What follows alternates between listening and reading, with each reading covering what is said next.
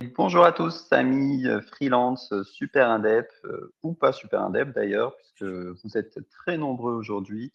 Ravi d'être avec vous. Salut Marc, salut Valérie, salut Léa, salut Virginie, salut Léocadie, Alexis, Axel, Clément, Lisa, Barbara, Benjamin, Nathalie, Vincent, Anne, Slimane, Quentin, Arnaud, Léa, Morgane, Angélique, Rénal, Sylvie, Agnès, Christian, Lisiane, Isabelle, Catherine, Sokfal, Nils, Arnaud, Charles et Anne. J'espère que vous allez bien. Je pense que vous nous entendez bien. Euh, et toi, Rita, comment ça va? Ça va super, merci. Enfin, la voix un peu enrouée, mais sinon tout va bien. Bon, comme pas mal de monde, effectivement, en ce moment, un peu difficile avec les températures où il fait -2 le matin et 20 l'après-midi, de trouver Exactement. comment bien s'habiller. Bon, en tout cas, super content d'être là aujourd'hui, super content de vous présenter la nouvelle fonctionnalité de Super Indep, à savoir le portage salarial. Alors, je ne sais pas d'ailleurs s'il faut appeler ça une fonctionnalité, c'est en tout cas une nouvelle opportunité pour les freelances qu'on accompagne, ça c'est une certitude. On est très très content de pouvoir proposer ça aujourd'hui, ça fait très longtemps qu'on y réfléchit. Il y a des vraies bonnes raisons pour partir sur ce genre d'option. Mais tout comme la micro-entreprise, moi je suis pas là pour vous vendre du rêve ou pour vous vendre n'importe quoi. Tout comme la micro-entreprise, c'est pas magique. Il y a aussi des contraintes, il y a des choses à respecter. Aujourd'hui, on ne sait pas forcément accompagner toutes les activités sur le portage, etc. Donc voilà, c'est vraiment le but de ce live, c'est de pouvoir bien comprendre tous ensemble qu'est-ce que c'est qu'une micro, quels sont ses avantages et ses inconvénients. Ensuite, qu'est-ce que c'est que le portage, quels sont ses avantages et ses inconvénients. Et enfin, les possibilités de cumuler les deux, mais sur lesquelles il y a quand même là aussi beaucoup de choses à regarder. C'est souvent un peu survendu, le cumul. Il y a vraiment des choses à regarder pour pas tomber dans l'illégalité quand on veut cumuler la micro et le portage, même si techniquement, en effet, c'est complètement possible. Et on va expliquer pourquoi, comment et tout. Donc, je vous présente Rita. Rita, donc, il travaille en tant que spécialiste du portage, justement, chez nous. Donc, s'il y en a qui ont déjà pris peut-être des rendez-vous pour faire des simulations, pour voir si c'est intéressant pour vous, si vous êtes éligible pour faire du portage, eh ben, c'est la plupart du temps avec Rita que vous allez le faire. Exactement. Et donc, c'est elle aujourd'hui qui va nous parler du portage, puisque pour le coup, elle en sait bien plus que moi sur le sujet. Et à l'inverse, moi, je vous parlerai de la micro et voilà, de ce qu'on fait là-dessus. Et aussi, du coup, de pourquoi est-ce qu'on a voulu aller vers le portage, etc. Comme d'habitude, le but, c'est que vous puissiez poser toutes vos questions. Vraiment, lâchez-vous. On est là pour ça. C'est un live. Tout l'intérêt d'un live, vous avez fait l'effort de venir entre midi et 2. On a peut-être qui n'ont même pas eu le temps de manger encore. Tu as eu le temps de manger d'ailleurs, Rita? Je ne t'ai même pas demandé. Non, pas encore, ce sera après. Bah, voilà. Donc, si comme Rita, en plus, vous avez fait l'effort de venir alors que vous n'avez pas encore mangé, bravo à vous et rentabilisez ce temps-là pour, euh, pour, vraiment, euh, pour vraiment apprendre un maximum de choses et poser des questions par rapport à votre contexte. Benjamin, on va essayer de finir à 14 heures. Souvent, on dépasse un peu, mais si on dépasse un peu, ce sera sur des questions-réponses. Et dans tous les cas, évidemment, vous recevrez tous le live, puisque c'est du live storm, donc automatiquement, vous recevez le replay. Donc, même si vous ratez la fin ou si vous ratez un bout, c'est pas hyper grave, pas de souci. Alexis, deux lives en même temps, ça c'est le truc des devs, c'est que tu commences à faire de la parallélisation même sur les lives que tu regardes, quoi, et pas que sur ton code. Incroyable.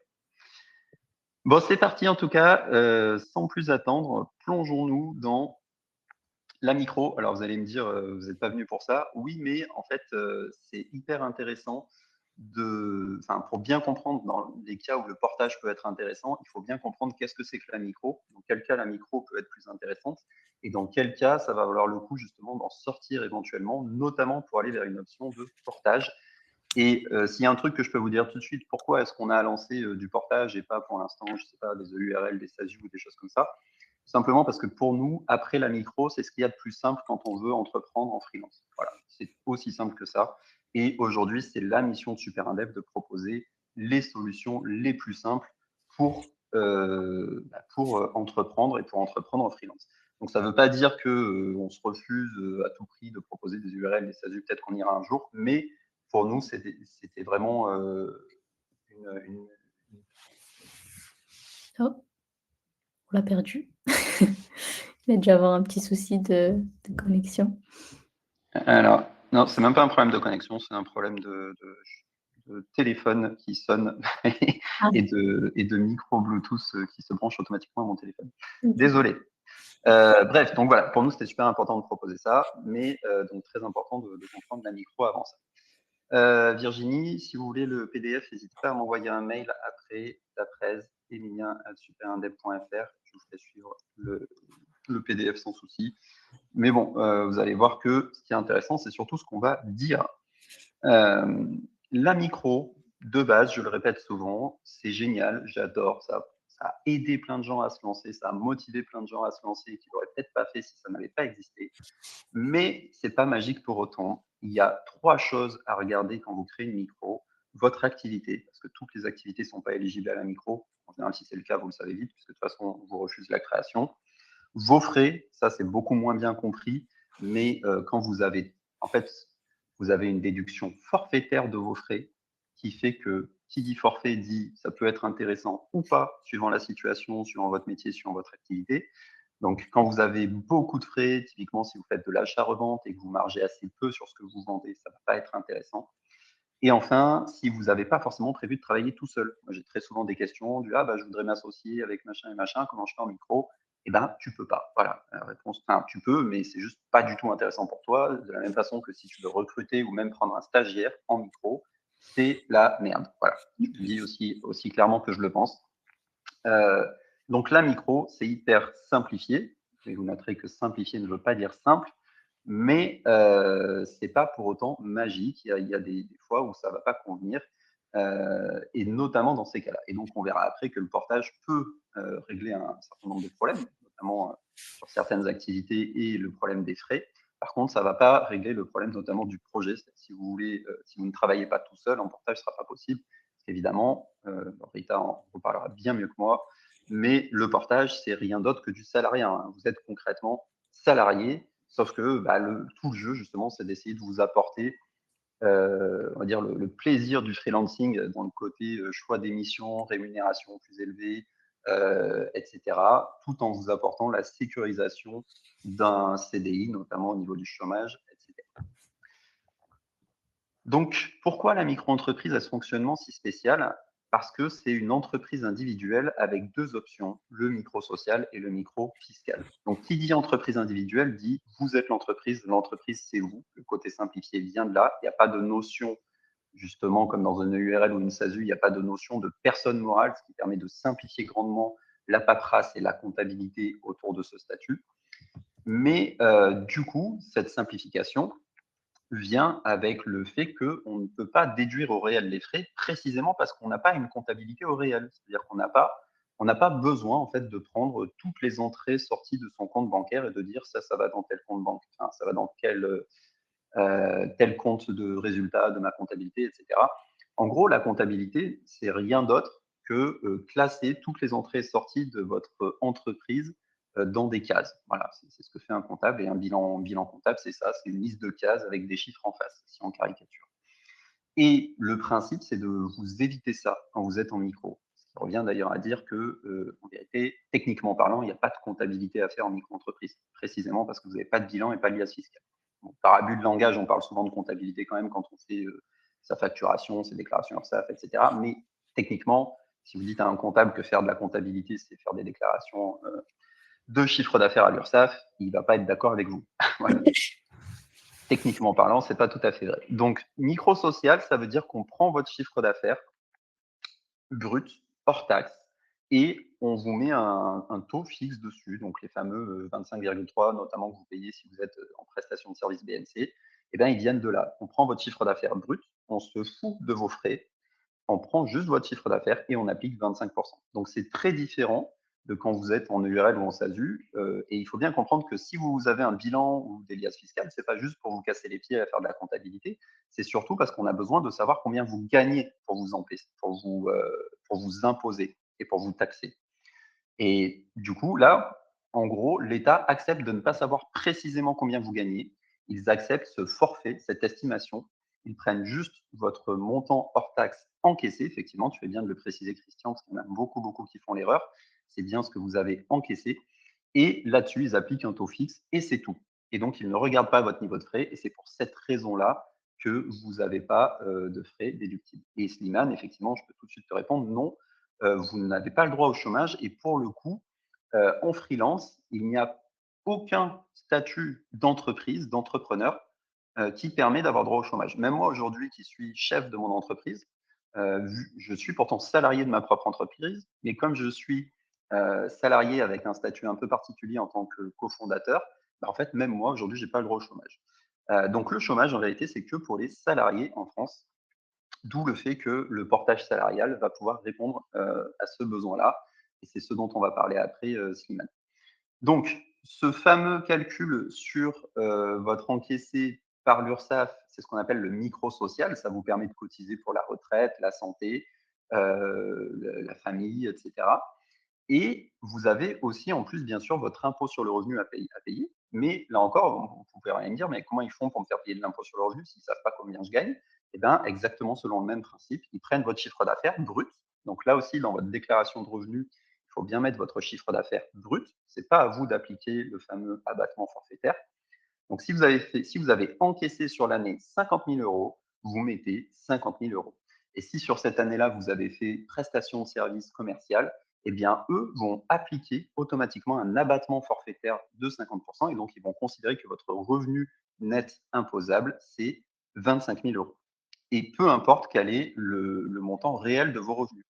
C'est là que vous comprenez tout le jeu de la micro, c'est que du coup, si vous avez très très peu de frais, bah, c'est intéressant parce que très souvent, cet abattement forfaitaire, il va en fait être supérieur à vos frais réels. Et du coup, vous allez finalement payer moins d'impôts que si vous étiez en EURL ou en SASU. Mais à l'inverse, si vous avez beaucoup de frais, bah, du coup, ils vont considérer que vous avez gagné 25 000 euros, alors que si ça se trouve, vous n'en avez gagné que 20 000, parce qu'en fait, vous aviez beaucoup de frais. Mais à l'inverse, si vous aviez très peu de frais, bah, peut-être que vous en avez gagné 30 000, et pourtant, vous serez imposé sur 25 000. Une fois que vous avez compris ce petit jeu-là, eh ben, vous comprenez tout le mécanisme de la micro. Vous comprenez aussi pourquoi ils ont mis des seuils, parce qu'en gros, ils disent, bah, OK, moi, je veux bien faire des estimations quand tu veux lancer ton business et que tu n'as pas encore un très gros CA. Mais bon, on considère que si tu dépasses les 80 000 euros de CA, alors pour rappel, 80 000 euros de CA en micro, même pour un prestat de service libéral, donc BNC, en gros, on commence à parler de 4 500, 5 000 euros net de revenus par mois. Donc, on commence à rentrer quand même dans des niveaux de revenus où effectivement ils disent bon, t'es gentil, mais là tu peux peut-être commencer à te payer un comptable. En gros, c'est l'idée. Et donc tu peux passer en société. Et donc voilà, on a fait notre boulot en simplifiant ton accès à l'entrepreneuriat. Maintenant, tu peux passer aux choses sérieuses. En gros, c'est l'idée de ces plafonds.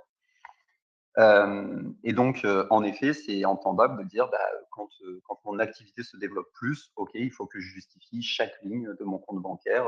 Mais par contre, tant que je suis en micro, j'ai cette facilité et donc je peux faire ça plus simplement. En plus de ça, il y a la fameuse option du versement libératoire, mais là, je ne vais pas venir dessus aujourd'hui, mais en gros, si vous créez une micro, c'est vraiment un truc à regarder parce que c'est vraiment là, une niche fiscale incroyable qu'ils n'ont probablement pas fait exprès de créer, comme beaucoup de niches fiscales d'ailleurs, mais qui, en gros, vous permet de payer très très peu d'impôts puisque vous payez un taux fixe par rapport à votre revenu, alors que normalement, bah, plus vous gagnez d'argent et plus vous payez cher, évidemment. Sauf que pour ça, il faut être éligible. Il y a beaucoup de gens qui ne regardent pas s'ils sont éligibles. Mais en fait, il faut être éligible par rapport à votre revenu sur N-2. Autrement dit, la micro-entreprise, si vous gagnez très peu d'argent il y a 2 ans, enfin très peu, le niveau, en gros, c'est moins de 29 000 euros par part sur il y a 2 ans. Donc, ce n'est pas non plus très peu. Hein. En gros, ça veut dire que vous êtes encore dans la première tranche d'imposition, la tranche des 11%. Si vous étiez dans la tranche des 11%, vous étiez il y a 2 ans, vous êtes donc éligible au versement libératoire cette année. Et donc, le secret, c'est que bah, du coup, si vous étiez éligible il y a 2 ans et que vous faites un très gros CA cette année, bah, ça peut vraiment être une sacrée niche fiscale, puisque, juste à titre d'exemple, pour que vous compreniez bien l'idée, si vous faites 100 000 euros de CA, et oui, pour rappel, on peut faire 100 000 euros de CA en micro, puisqu'on peut dépasser le seuil 2 années de suite avant d'être obligé de changer de statut. Et donc, même si on le dépasse qu'une année sur 2, on n'a même pas besoin de changer de régime. Si vous faites 100 000 euros de CA, pour de la prestation de service libéral, vous allez payer 2 200 euros d'impôt. 2 200 euros d'impôt, donc 100 000 euros de CA, vous êtes là encore pas loin, à peu près, enfin vous êtes au-dessus, c'est à peu près certain des 5 000 euros net de revenus par mois. Normalement, quand vous êtes dans ces tranches de revenus, votre impôt, c'est plutôt 15 ou 20 000 euros d'impôt, pour bien comprendre de quoi on parle. Donc, on parle vraiment d'une très grosse optimisation qui peut vous permettre d'économiser plus de 10 000 euros d'impôt par an. si vous avez beaucoup de revenus et si vous étiez éligible. Bref, tout ça pour dire que la micro, elle est très spéciale avec ces fameuses options micro-sociales et micro-fiscales. Et d'ailleurs, ça vous fait aussi comprendre ce qui se passe si jamais vous ne faites rien, si vous dépassez les plafonds de Zenitude et que vous ne faites rien. En gros, vous ne faites pas de clôture, vous ne cherchez pas à ouvrir une autre société ou quoi. Et bien, du coup, vous allez simplement perdre les options micro et donc vous retrouver dans ce qu'on appelle une EI, entreprise individuelle, ce qui est rarement l'option la plus intéressante, mais ça peut arriver que ce soit intéressant quand même. Euh, En tout cas, c'est rarement ce qu'on fait quand on le fait volontairement. Mais du coup, si vous faites rien, vous allez vous retrouver en EI et du coup, vous allez tomber dans un système de comptabilité plus classique, etc. Donc voilà vraiment la micro, pourquoi elle est particulière, pourquoi elle n'est pas comme les autres régimes et pourquoi elle est limitée avec un plafond dans le temps. Benjamin disait, si tu tombes malade, tu peux recevoir des indemnités de la Sécu en micro si tu as cotisé suffisamment. Ouais, alors ça, pour le coup, c'est vrai euh, pour tous les régimes en freelance. Mais en fait, globalement, quand vous êtes en freelance, il faut vous dire que, d'ailleurs, on va en reparler après, mais souvent on dit vous cotisez, vous êtes moins bien protégé qu'un salarié. C'est vrai et c'est faux en même temps. C'est vrai notamment pour la partie chômage, ça on en a déjà parlé et on va en reparler. Par contre, c'est faux pour la partie maladie et retraite. Parce qu'en fait, vous cotisez autant au régime général quand vous êtes en freelance que quand vous êtes salarié. Sauf que ce que les gens ignorent la plupart du temps, c'est qu'en fait, ce qui vous protège bien dans la vie, c'est pas du tout le régime général, c'est les complémentaires qui vous sont payés par vos employeurs, que ce soit la complémentaire santé ou retraite ou la fameuse prévoyance justement en cas d'arrêt de travail. Donc tout ça pour dire, Benjamin, que oui, effectivement, tu as un niveau de prise en charge si tu as un arrêt de travail long au niveau de la Sécu et que tu as suffisamment cotisé, mais ce niveau de prise en charge sera très certainement pas suffisant, surtout si tu avais 3 ou 4 000 euros de revenus, pour continuer à vivre. Donc il faut absolument prendre des complémentaires quand vous êtes à votre compte. C'est une des grosses différences aussi avec le salariat et notamment le portage. Il faut prendre une complémentaire santé, il faut prendre une complémentaire de retraite et il faut prendre une prévoyance pour gérer ces fameux arrêts de travail. Léo Caddy, oui, je répète, c'est bien 2 années consécutives pour lesquelles tu serais obligé de changer de régime. Si tu dépasses qu'1 an sur 2, tu peux rester aussi longtemps que tu veux en activité, il n'y a aucun souci. C'est vraiment, si tu dépasses 2 années de 80 000, en encaissement, encore une fois, du 1er janvier au 31 décembre, que ça ne marchera pas. Et pensez bien, je le répète tout le temps aussi, au prorata la première année, parce que du coup, la première année, votre seuil, ce n'est pas 80 000, mais c'est si vous avez démarré à la moitié de l'année, ce sera que la moitié de ces fameux 80 000. On entend qu'à partir de 25 000, il vaut mieux passer en ERL. Est-ce que c'est le cas? Alors là, Florent, je ne sais pas qui t'a dit ça, mais c'est complètement con. Voilà, permets-moi de le dire. Ça n'a aucun sens. De toute façon, s'il y a des gens qui te disent ouais, dès que tu arrives à ça, fais ça. Enfin, en fait, si on prend en compte juste ton niveau de revenu, ça n'a aucun sens. Parce que comme je viens de le dire, le premier truc à regarder, déjà, c'est tes frais. C'est pas ton niveau de CA. Si tu fais 300 000 euros de CA et que tu as zéro frais et qu'en plus tu as droit au versement libératoire, la micro sera complètement imbattable. À l'inverse, si tu fais 25 000 euros de CA, mais que pour ça, ça t'a coûté 20 000 euros de frais, bah ouais, pars surtout pas en micro, pars sur, alors c'est plutôt des EURL, mais en tout cas, ne pars surtout pas sur une micro qui va limite te faire perdre de l'argent. Cécile, effectivement, tu fais bien de préciser qu'il y a les congés maternité et paternité qui sont inclus aussi, mais là encore, si tu n'as pas une bonne complémentaire, si tu n'as pas une bonne prévoyance, ce sera probablement, tu risques d'être déçu par le montant qui t'est proposé. Voilà, on a plusieurs articles sur le sujet, hein, sur le blog de SuperIndep, n'hésitez pas à regarder. Voilà. Donc, Léa, oui, c'est vrai que tu sors de ton. Bah non, tu viens de rentrer. Non, tu es toujours en congé maternité, je crois. Enfin bref, ça ne regarde pas tout le monde, mais en tout cas, félicitations, c'est cool. Et au moins, tu sais de quoi tu parles. Erika, est-ce qu'on peut facturer un même client pour 2 missions bien distinctes, une sur la micro et une sur le portage? Ça, c'est exactement la suite de la présentation. Donc, stay tuned, mais en gros, c'est là-dessus effectivement qu'il va falloir faire très attention. Mais spoiler alerte, évidemment, si tu essayes de jouer pour pas dépasser les seuils, mais en pratiquant la même activité, tu risques d'avoir des problèmes, même si c'est pour des clients différents. Petit point pour finir, la micro, elle a des obligations comptables, même si elles sont simplifiées. Il y a la fameuse facturation électronique qui arrive en septembre prochain. Il y a le chiffre d'affaires à déclarer, donc tous les mois ou tous les trimestres à l'URSSAF, un hors-taxe encaissé. La déclaration d'impôt sur le revenu qu'il faut faire. Il y a beaucoup de gens qui pensent que comme ils déclarent à l'URSSAF, c'est suffisant. Non, non, il faut bien aussi déclarer votre impôt sur le revenu et donc bien mettre dans la bonne case au niveau de l'impôt sur le revenu votre chiffre d'affaires. La fameuse CFE qu'on paye qu'une fois par an tenir un livre de recettes qui est en gros, c'est juste un fichier qui liste toutes les sorties de votre société, voilà, pour qu'on puisse dire toutes les entrées d'argent, pardon, pour que vous puissiez dire, bah voilà, là j'ai été payé de 3 000 € pour telle prestation par tel client. Voilà. Et la mention EI qui doit apparaître sur tous vos documents officiels. Donc tous ces trucs-là, typiquement, c'est des choses qui sont faites par SuperInDebt de façon complètement automatique si vous passez par notre logiciel de facturation. Et ensuite, vous avez quelques obligations quand vous déclarez un certain seuil ou sous condition. En général, c'est quand vous dépassez un seuil. Donc il y a la fameuse TDA que vous devez gérer si vous dépassez les 41 250 € de CA par an en service. Le seuil est plus élevé si vous êtes en achat-revente. Le compte bancaire dédié qui devient obligatoire si vous dépassez 2 années de suite et un registre des achats qui est le pendant du livre de recettes, mais pour tout ce qui sort, c'est-à-dire pour toutes vos dépenses.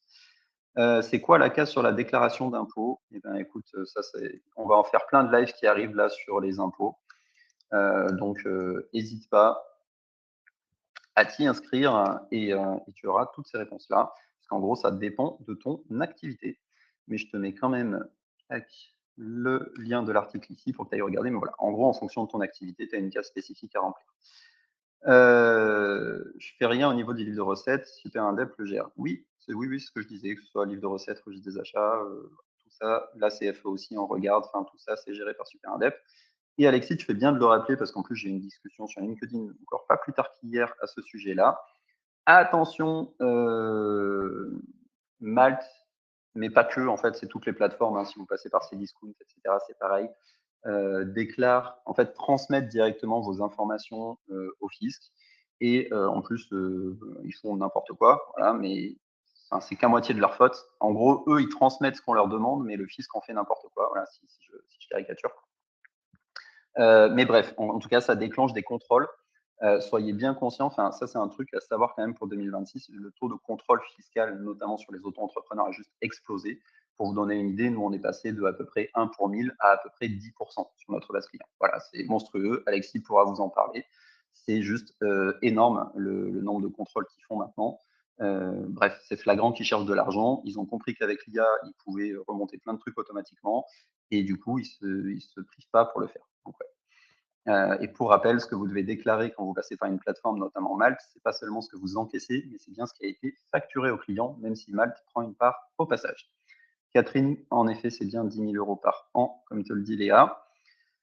Quelle est la diff entre le livre des recettes et le registre des achats? Le livre des recettes, comme je disais, c'est tout l'argent qui rentre, et le registre des achats, c'est tout l'argent qui sort. C'est pour ça que ça devient obligatoire que quand tu passes à la TVA, parce qu'en fait, tant que tu n'es pas à la TVA, tes dépenses, on s'en fout en micro-entreprise. Mais quand tu es à la TVA, vu que tu peux récupérer la TVA sur tes dépenses, là, on commence à devoir les traquer. Alors voilà, du coup, pour la micro. Qu'est-ce que tu peux nous dire, Rita, sur le portage maintenant? Effectivement, là, en t'écoutant sur la micro, bon, c'est vrai que c'est une notion que je maîtrise plus ou moins, mais là, j'apprends aussi des choses en t'écoutant et je comprends de plus en plus l'enjeu et la question qui s'impose un peu d'elle-même au bout d'un moment, de se dire: «Est-ce que c'est pas intéressant de passer une partie de mon activité ou la totalité en portage?» Parce que comme tu l'as très bien dit, la micro, ça a ses avantages, surtout au début, avec tout l'aspect simplifié, le fait de pouvoir dépasser le plafond 2 ans d'affilée et cetera. Mais c'est vrai qu'en termes de protection, surtout si on a été habitué au salariat et puis il ne faut pas se mentir, le système français est fait de sorte à ce que le CDI soit plus ou moins plus intéressant sur certains points. C'est vrai que rapidement, en fonction de la situation perso de chacun, la réflexion du portage salarial peut vite s'imposer. Donc là, l'idée, c'est que je puisse vous expliquer aussi le portage salarial dans sa globalité. On rentrera dans des détails qui sont à ce stade importants. Après, si vous avez des questions plutôt personnel, vous avez une situation spécifique, vous avez besoin qu'on creuse ensemble, si dans votre cas en particulier, le portage salarial, est-ce qu'il pourrait être intéressant et sous quelles conditions, bah, vous n'hésiterez pas à prendre rendez-vous avec moi dans un second temps pour qu'on puisse vraiment creuser votre situation perso. Là, si c'est des questions qui peuvent être un peu d'intérêt général, n'hésitez pas à les poser et on y répondra en live. Mais si vous avez besoin de faire une simulation en one-to-one pour un peu creuser votre cas particulier, ce sera avec plaisir. Si on repart du début, le portage salarial, il faut le voir comme un statut qui a plus ou moins été inventé justement pour combler le gap qu'il y avait jusque-là entre le salariat classique et le freelancing. Avant que le portage salarial soit inventé ou démocratisé, c'était soit je suis salarié de façon classique, je suis rattachée au régime général, etc., tout ce qu'on connaît tous plus ou moins, soit j'ai envie de me lancer à mon compte, mais du coup c'est le grand saut, je crée ma structure et je gère tout le 360. Je ne vous apprends rien quand je vous dis que beaucoup de professionnels hésitent à se lancer en freelance du fait du caractère plus ou moins risqué de se lancer en free et notamment le fait de renoncer à certaines cotisations sociales et certaines protections qui sont directement liées au principe du CDI, notamment le chômage dont on parlait un peu plus tôt.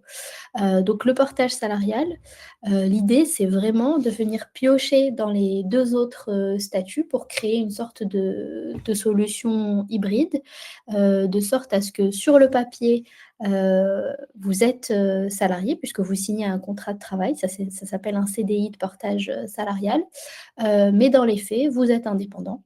Donc vous choisissez vos clients, vous négociez votre, TJ, vous maîtrisez le scope de votre mission et votre, temps, travaillé. Donc au quotidien, vous êtes à votre compte, mais la traduction de votre activité est celle du salariat. Le rôle de la société de portage, ça va être de gérer l'aspect administratif de votre activité et de transformer votre chiffre d'affaires en salaire. Donc c'est pour ça qu'on illustre très souvent le portage salarial avec ce schéma, cette relation tripartite, où on a d'une part la société de portage, d'autre part le consultant porté, et ensuite le client. Le client qui est soit un intermédiaire, soit un client final, ça dépend de votre situation. Et donc le consultant et la société de portage sont liés par un contrat de travail, donc un CDI de portage salarial. Et ensuite, à côté, il y a un contrat de prestation qui est créé et qui, lui, est signé par les 3 acteurs. Un contrat de prestation ou contrat commercial, ça dépend comment on appelle ça. Ça veut dire quoi? Ça veut dire que tant que vous souhaitez être sous le statut de porté, le contrat de travail reste effectif et on ne va venir modifier que le contrat commercial ou le contrat de prestation en fonction de l'évolution de la mission, de vos projets, etc. Et les règles qui régissent le CDI de portage sont les mêmes que celles qui régissent un CDI classique, d'où le fait qui permettent d'accéder aux mêmes droits sociaux qu'un CDI classique pour tout ce qui est retraite, chômage, couverture santé, etc. Je vois qu'il y a eu quelques questions. Y a-t-il un minimum de CA à effectuer un portage? Un lien de subordination. Alors le lien de subordination en portage, salarial est beaucoup à relativiser comparé au salariat classique. Parce qu'effectivement, dans les faits, techniquement, vous avez signé un contrat de travail avec la société de portage, donc elle est votre employeur. Mais il n'y a pas ce lien, vraiment ascendant, vous n'allez pas avoir un directeur ou un manager qui va vous placer chez un client, qui va vous demander des rendus ou quoi que ce soit. Le lien de subordination, il est plus, vis-à-vis des institutions publiques et cetera, pour légitimer qu'on vous verse un salaire, pour légitimer qu'on vous fasse une rupture conventionnelle ou des choses comme ça. C'est vraiment plus administratif qu'autre chose. Mais dans les faits, dans la relation avec votre société de portage, vous êtes plus son client, sa cliente qu'autre chose. Et pour la question du chiffre d'affaires minimum, oui, il y a un chiffre d'affaires minimum à respecter pour plusieurs raisons. Déjà, c'est lié au fait que il faut avoir un certain chiffre d'affaires pour que le portage salarial soit intéressant pour vous financièrement. Quand on le compare par exemple à la micro, parfois c'est vite vu et les calculs, révèlent que c'est peut-être plus intéressant, pour vous d'être en micro et ça, j'ai aucun problème à le dire, aux consultants, même si moi personnellement je vends du portage salarial. Si je me rends compte que la personne, y perd au change en étant en portage, je renseigne plutôt sur la micro, plutôt, enfin, je les pousse à se renseigner plutôt sur la micro et en leur expliquant qu'au bout d'un certain moment, c'est peut-être plus intéressant de creuser le portage et c'est aussi ça dépend, du statut personnel, de la personne. Je pense aussi, en portage salarial, on a beaucoup, de consultants étrangers avec des titres de séjour particuliers derrière, qui supposent des niveaux de rémunération minimum pour maintenir, les titres de séjour. Donc ça, c'est quelque chose à vérifier. Ça dépend aussi de votre niveau d'expertise. Un junior, un senior, un expert n'ont pas les mêmes taux horaires et donc derrière, ça suppose des minimums de TJ et de chiffre d'affaires, à respecter pour la paye en portage.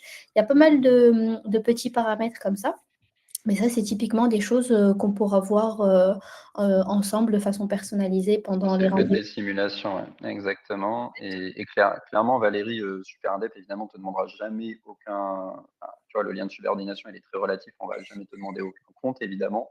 Oui, Nous, notre intérêt, c'est juste que tu trouves des clients et que tu t'éclates et que ça se passe bien.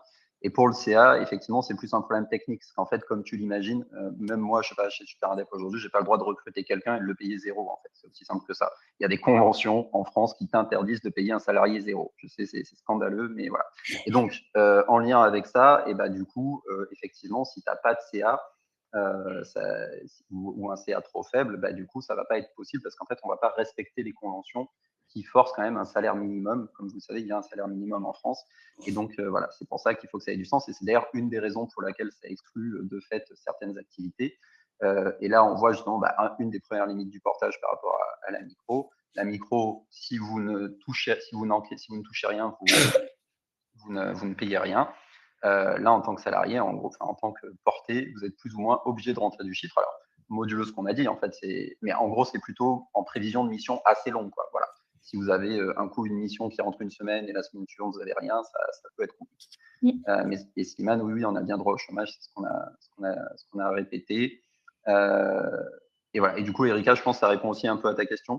Est-ce que c'est possible de facturer suite à des devis? Enfin, sur le principe, oui, mais si c'est dans l'idée, en gros, je veux pouvoir passer en portage que quand j'ai du chiffre, du coup, ça ne pourra pas vraiment fonctionner non plus. Tu vois. Oui, la question d'Erika, c'était: «Le contrat tripartite est obligatoire, est-il possible de facturer un portage suite à des validations de devis?» Hem Bah, en fait, le contrat tripartite est créé justement parce qu'il y a derrière il y a eu avant ça une confirmation de mission et de projet. C'est-à-dire vous closez un projet avec votre, client et c'est à ce moment-là où vous rentrez la société de portage dans la boucle pour qu'elle puisse, mettre un cadre contractuel à votre intervention et derrière facturer en votre nom, le client. Qui sont les sociétés de portage salarial? Comment choisir? Y a-t-il des différences entre elles? J'y viendrai un peu plus tard. Pour débuter, comment fait-on un portage? Exemple, développement commercial, affiliation. Bah, comment débuter un portage, salarial? Bah, comme on débute en free ou qu'on trouve un CDI en tant que consultant dans un cabinet de conseil. Aujourd'hui, c'est des missions qui sont proposées, sur le marché et on précise simplement, qu'on souhaite être en portage salarial, qu'on est porté par une société de portage, derrière.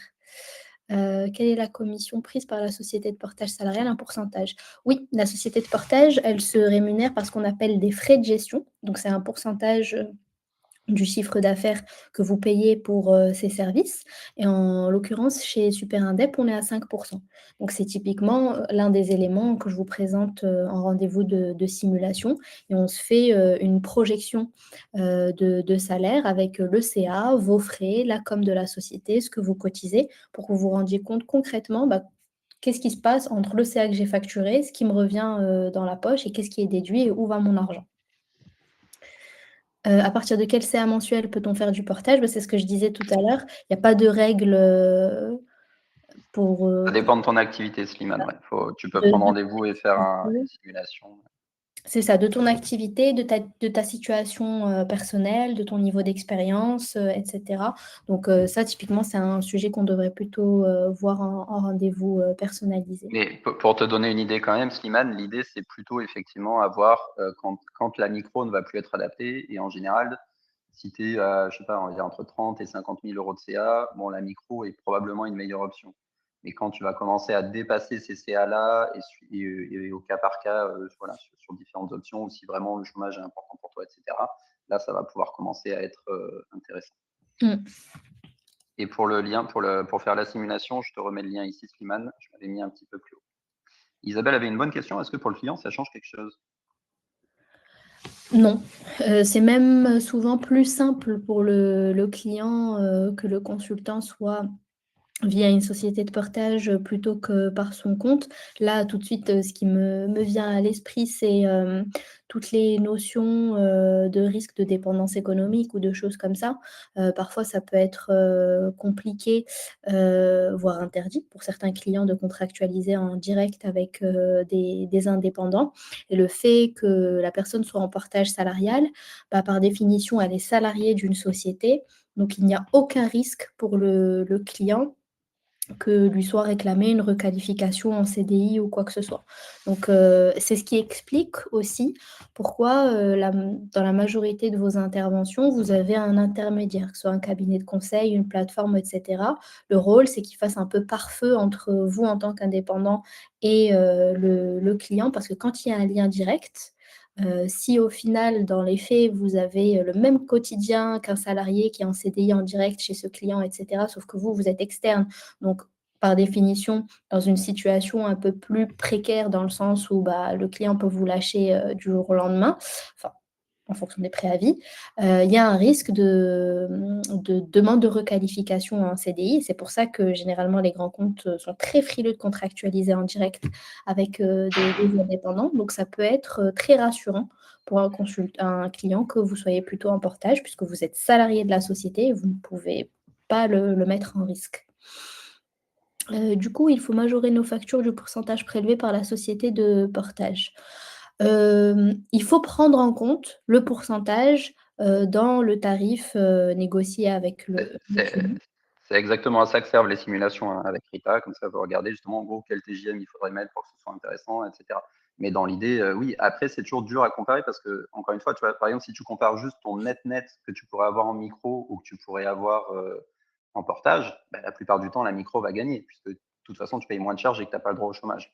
Mais, et du coup, ça va répondre à la question d'Arnaud aussi, la différence, c'est que là, tu as droit au chômage, tu vas pas avoir besoin de payer de mutuelle, parce que du coup, tu vas être salarié de la boîte de portage qui va te proposer une mutuelle, tu n'auras pas besoin de RC Pro, puisque du coup, c'est super indep, il y aura la RC Pro. Tout ça est lié, en fait, c'est toutes les assurances que tu es obligé de prendre, toi, en tant que freelance, bah, tu n'en as plus besoin, puisque tu passes par une société. Et comme le disait très bien Rita, c'est aussi ça, du coup, qui rassure tes clients potentiels, parce qu'il n'y a pas que le risque de dépendance économique, il y a aussi tous les risques de est-ce que mon client, il paye bien son URSAF, enfin, mon freelance, il paye bien son URSAF, sa TVA, etc. Bon, c'est beaucoup plus simple, il est beaucoup plus rassuré si en face de lui, il a une grosse structure plutôt qu'un indépendant. Et comme vous le voyez bien sur ce schéma-là, pourquoi on parle de tripartite bah parce que du coup, votre client, pour le coup, il passe pas un contrat avec vous, il passe un contrat avec Super Indep Portage. Mmh, Et c'est Super Indep Portage, du coup, qui lui envoie les factures, qui récupère l'argent et qui vous le reverse sous forme de salaire. exactement. Alors il y a eu d'autres questions entre-temps. Bah, Cécile demandait si c'est comme une boîte de consulting. Oui, exactement, c'est pour ce modèle-là que ça a été construit. Voilà. Ça répond à ta question. Ouais. Oui, oui, c'est ça. C'est un peu pour ça que je disais, qu'au final, pour la question de comment se lancer en portage, c'est ça que je donne toujours l'exemple, bah, c'est comme essayer de trouver un CDI en tant que consultant dans une boîte de consulting. En fait, c'est les mêmes besoins, qui sont, souvent aussi proposés, pour des indeps ou des portés. La seule différence en portage salarial, c'est que vous êtes pas salarié de l'ESN ou du cabinet de conseil, mais de la société, de portage salarial. Mais dans les faits, au quotidien, oui, ça ressemble, beaucoup. Si lui disait, c'est comme si on est plus, du coup, on n'est plus en statut micro, bah, ça dépend. Ça, à la limite, on va le voir après. Vous pouvez rester micro ou pas. Ça dépend des cas. Mmh. Déjà, si vous êtes obligé de sortir de la micro, bah, ça peut être une solution. Mais sinon, vous pouvez potentiellement le garder. Dans certains cas, c'est possible et intéressant. Mais on va voir que pour le risque de dépendance économique, il va falloir faire attention. Et Léa, tu disais, bah oui, il n'y a plus non plus ce problème d'avoir un seul client. Parce qu'en fait, tu es salarié et du coup, c'est super indep qui a des clients, c'est pas toi. Oui, Donc, tu n'as plus ce problème, en effet, de dépendance économique. C'est de ça que parlait Rita. exactement. Et puis, il y a aussi tout le sujet des frais, mais ça, tu vas en parler après. Voilà. Et Yes. par contre, Sylvia, une question intéressante. Moi, je m'étais aussi posé la question forcément en comprenant le fonctionnement du portage. Ouais, mais comment ça se passe si j'ai mon CA qui varie beaucoup chaque mois, ou même juste si je veux prendre un mois de vacances parce que c'est le mois d'août et que j'ai quand même envie de prendre des vacances. Mmh. Bah, ça, c'est un peu le cœur de notre offre, dans le sens où on a, imaginé, notre offre de portage salarial pour qu'elle soit le plus personnalisable, possible et le plus adaptable en fonction des différents profils qu'on accompagne. Traditionnellement, si vous échangez avec, des confrères, vous verrez que la norme, c'est, d'imposer beaucoup de choses. Je pense, notamment, enfin, vous encaissez votre, chiffre, enfin, la société de portage encaisse votre chiffre d'affaires, elle met de côté pour des vacances, elle met de côté pour l'intermission, elle met de côté pour la rupture conventionnelle, et ça fait partie de leur fonctionnement, elles ne savent pas faire autrement, et la différence, elle vous le transforme en salaire et elle vous le verse, tous les mois. Ce fonctionnement peut plaire et convenir à beaucoup de consultants. Pour d'autres, c'est pas pertinent, ça ne leur va pas. Ils préfèrent, encaisser le réel et se gérer à leur niveau. Donc nous, on a imaginé une solution de partage salarial qui est personnalisable, et qui est adaptée à tout à chacun et qui peut changer tous les mois. Donc si on prend, ton cas, si pour toi c'est un problème d'avoir, une rémunération qui varie, tous les mois, et tu aimerais t'organiser autrement de sorte à lisser ta rémunération sur l'année, et à mettre, de côté pour, combler les périodes où tu prends des vacances, où tu as arrêté ou quoi que ce soit. C'est une solution qu'on propose. Nos consultants, en fait, ont la main tous les mois jusqu'au dernier jour du mois pour faire ce qu'on appelle leur option de paye. Dès qu'ils encaissent leur chiffre d'affaires, ils ont jusqu'au dernier mois pour nous dire: «Bah, sur ce que j'ai encaissé, je souhaite me verser tant, en salaire, je souhaite, laisser tant, pour, des vacances, pour, mon intermission», peu importe. On peut nous dire ça en janvier et encaisser le reste, le total en février. On a des consultants qui lissent sur toute l'année, systématiquement. On a d'autres qui se versent, des salaires différents tous les mois en fonction de leurs projets perso et de leurs besoins. Donc c'est ultra, personnalisable, et on peut adapter en fonction des besoins de chacun. Alors il y a eu plein de questions entre-temps. Du coup, faut majorer Ah pardon, je parle dans le vide. ah, Ouais, Arnaud, pour la RC Pro, n'hésite pas à prendre rendez-vous. Je pense pas que Rita pourra te répondre directement, mais enfin, la RC Pro est plutôt costaud de ce que j'avais regardé. Ça m'étonnerait que ça fonctionne pas sur tous les horaires, mais en tout cas, à vérifier. Il faut qu'on aille creuser là-dessus. Mais en tout cas, voilà, c'est des RC Pro typiques faites pour du consulting. Ça couvre aussi les boîtes en Amérique du Nord, donc on oui. pourra regarder ça. Est-ce qu'on peut utiliser le portage pour accumuler des droits, puis être en micro à côté? Ben, on va en parler un peu après. Techniquement, oui, tu peux, sauf que il faut vraiment que tu exerces 2 activités différentes, sinon ça passera pas. En tout cas, ça peut passer, mais ce sera bloqué. C'est à toi de voir ce que tu veux faire en cas de contrôle. Et Florian, oui, le contrat, il est bien établi par Superindept. C'est bien ça qu'il faut comprendre. C'est que du coup, c'est Superindept. Alors, en l'occurrence, c'est pas exactement Superindept parce que c'est la boîte qu'on a créée qui fait du portage pour ça, mais peu importe, qui passe le contrat avec ton client directement. Et Slimane, c'est pas un abonnement mensuel pour le portage, comme le disait Rita, c'est un pourcentage sur ton chiffre d'affaires, en l'occurrence, c'est 5%. Merci Léa, effectivement, je parlais dans le vide. Et Arnaud, tu parlais du fait ouais, que tu avais eu un témoignage comme quoi il voulait plus ou moins tuer le statut tout à l'heure. Bon, je ne vais pas trop m'étendre là-dessus, mais Oui, il y a des en fait, il faut savoir que c'est surtout le lobby du BTP qui, pour une raison qui nous échappe, déteste le statut de l'auto-entreprise, et il se trouve que ce lobby est très puissant et donc ils arrivent à faire passer des trucs complètement aberrants au niveau du gouvernement.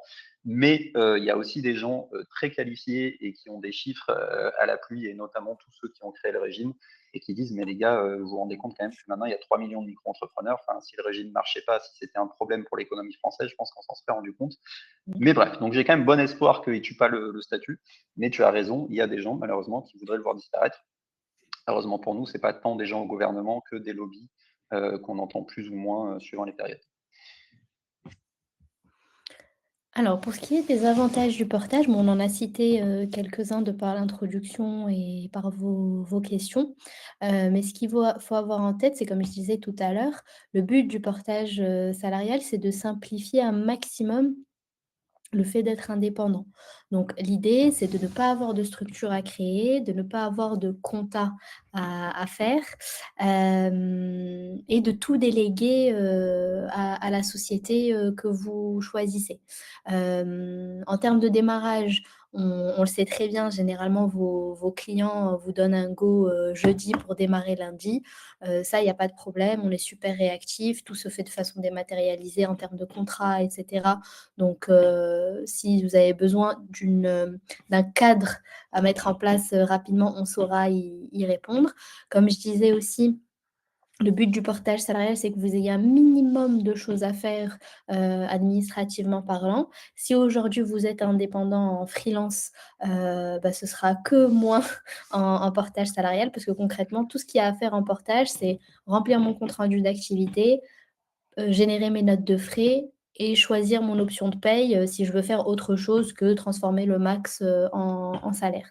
Derrière, il y a des équipes, chez nous en compta, en paye, RH, service client et cetera qui s'occupent, de tout et tout ça, vous le pilotez directement, sur, notre plateforme.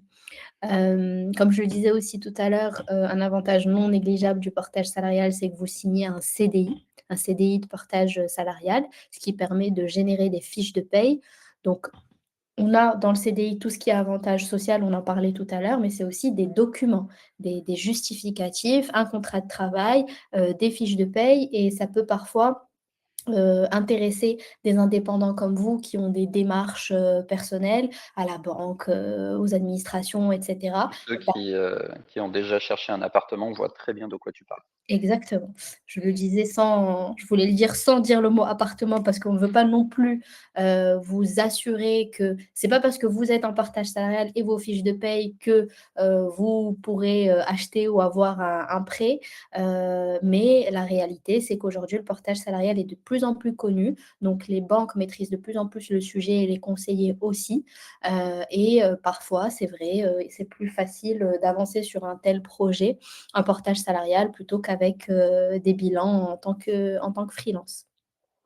On parlait aussi, donc, de tout ce qui est, protection, salariale, donc je ne reviens pas, sur tout ce qui est cotisation sociale, mais la société de portage vous propose aussi, comme le disait tout à l'heure Émilien, une mutuelle et une prévoyance, santé. Pour le coup, en plus, on travaille avec des partenaires et on a négocié des «packages» entre guillemets très intéressants. Donc si ça vous intéresse, je pourrais vous faire suivre aussi le détail, de nos garanties. Autre point non négligeable, c'est que dans beaucoup de cas, notamment quand vous avez beaucoup de frais, le portage salarial peut être plus pertinent pour optimiser vos revenus. Pour, beaucoup de personnes, le fait de passer en portage salarial rend plus cohérent leurs dépenses. Et ça pareil, c'est un exercice qu'on peut faire, ensemble, en simulation. On pourra en discuter si ça vous intéresse. Donc Heu, ça répond à ta question, Virginie. Oui, tu peux facturer des notes de frais, et ça c'est même, on t'encourage à le faire, hein. C'est logique de le faire, dans le cadre du consulting, quand tu es en portage. Exactement, c'est un sujet que j'aborde systématiquement en rendez-vous et même si vous avez une mission qui, vous pensez, n'implique pas de notes de frais, on a tous un abonnement téléphone, un abonnement internet, un abonnement pour les transports en commun, on prend un peu la voiture pour aller chez le client.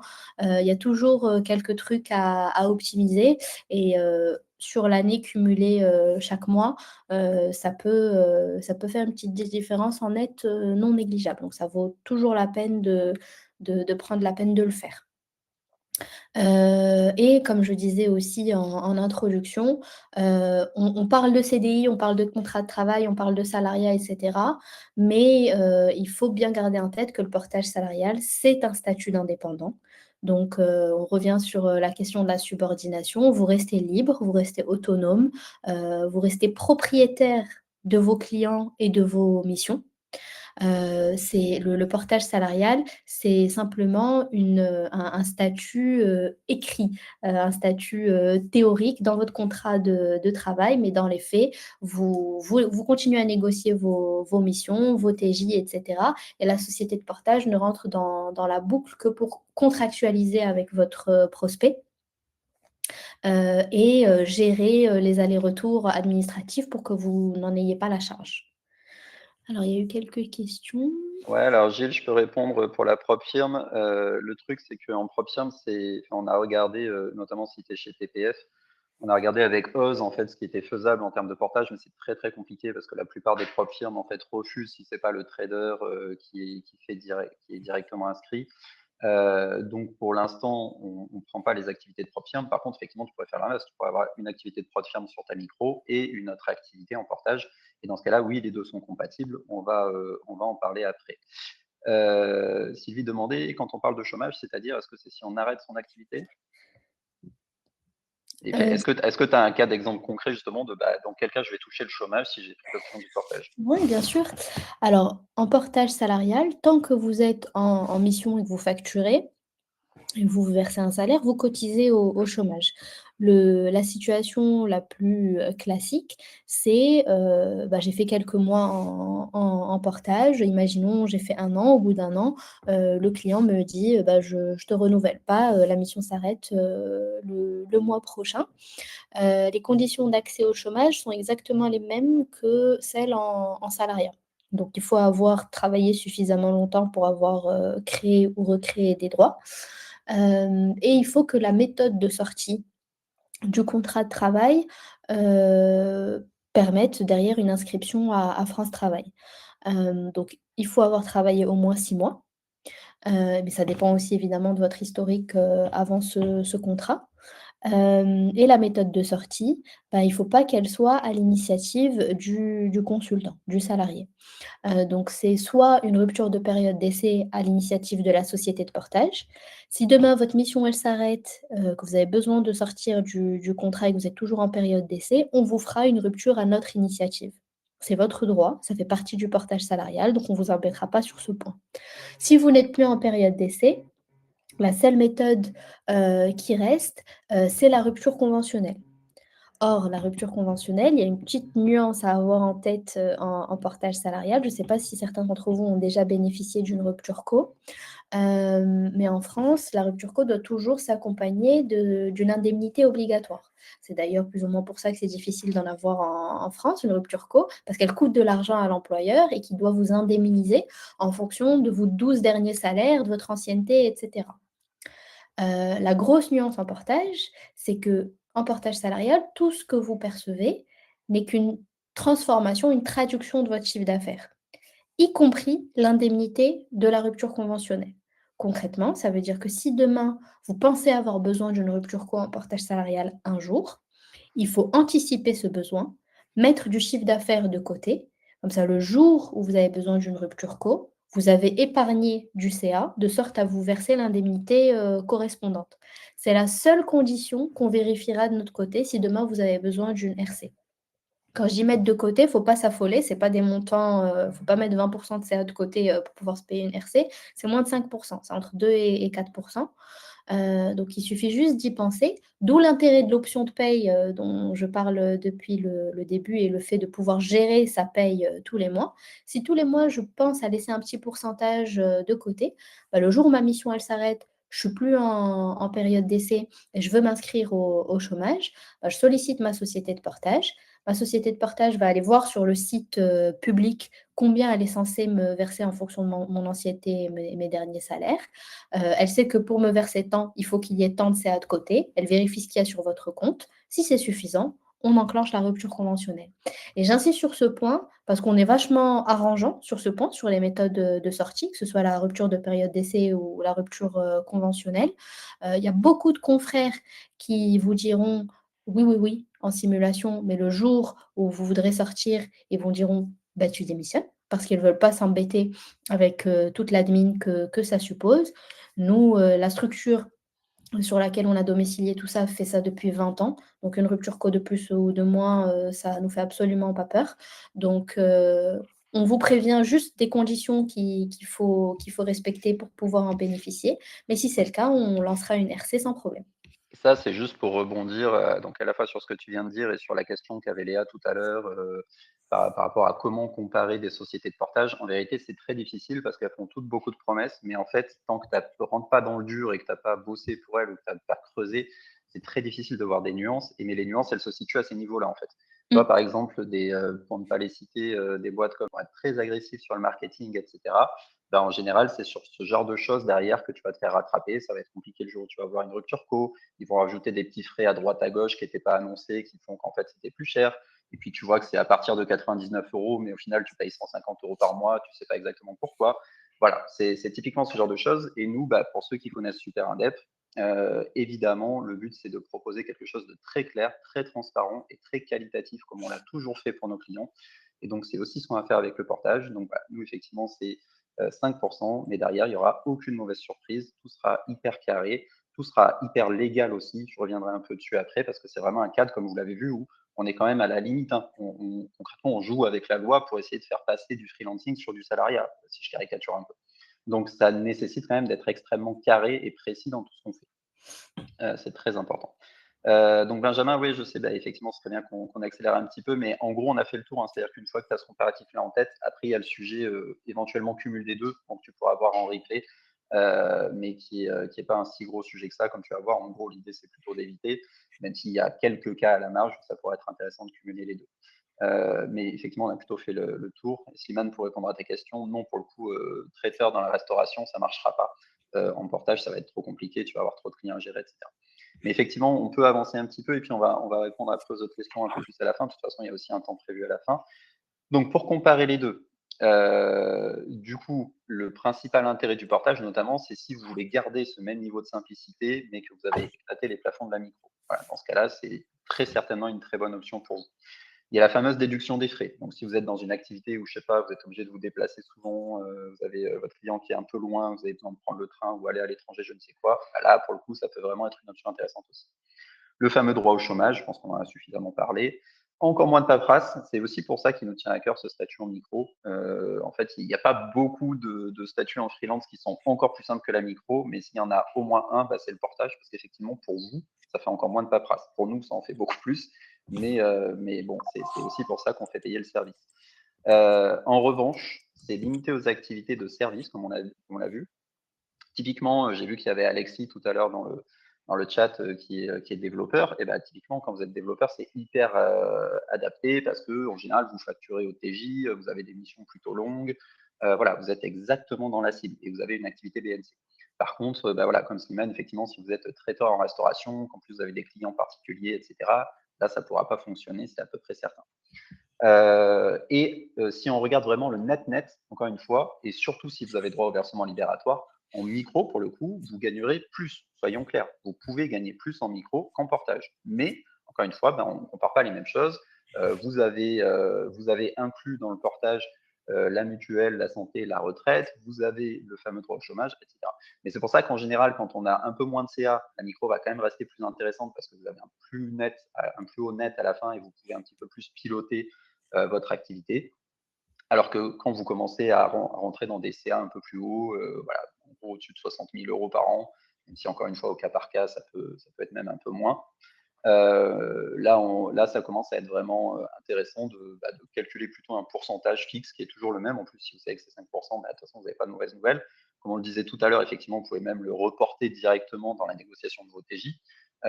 Et derrière, bah, ça vous permet d'avoir un truc vraiment solide et beaucoup plus protecteur sur le long terme. Donc ce fameux cumul, avant de prendre les dernières questions, on va dépasser un petit peu du coup, je suis désolé, mais encore une fois, vous aurez le replay de toute façon si vous êtes obligé de reprendre le boulot à 14 heures, ce qui peut se comprendre. Donc le fameux cumul, il faut bien comprendre que techniquement, on peut cumuler des micros avec une activité salariée. D'accord? Il y a d'ailleurs peut-être déjà parmi vous des gens qui sont déjà salariés et en micro, et ça pose aucun souci. Mais, évidemment, d'ailleurs, c'est aussi pour ça que la micro, elle peut se cumuler avec, un seul autre statut aujourd'hui en vérité, c'est la SASU. Voilà, vous pouvez cumuler, SASU et micro parce que, la SASU, vous avez aussi un statut assimilé salarié, mais par contre, vous ne pouvez pas être en EURL ou en EI et en micro. Parce qu'en gros, c'est plus ou moins la même chose, vous êtes travailleur non salarié et vous ne pouvez pas être plusieurs fois de la même façon, vous ne pouvez pas avoir plusieurs micro-entreprises. C'est une question qu'on a souvent aussi.